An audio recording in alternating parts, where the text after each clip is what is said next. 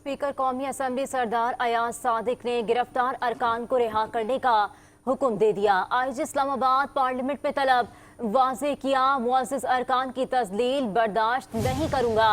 कल जो हुआ उस पर खामोश नहीं रहेंगे। कौमी असम्बली के इजलास में हुकूमत और अपोजिशन अरकान आमने सामने आ गए।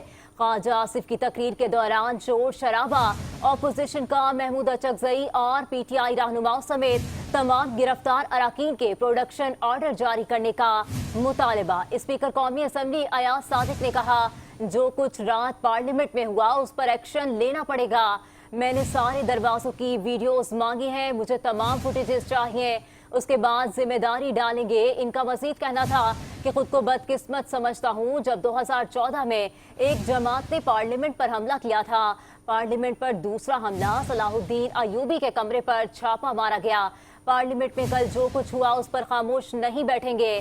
FIR कटवानी पड़ी तो खुद कटवाऊंगा।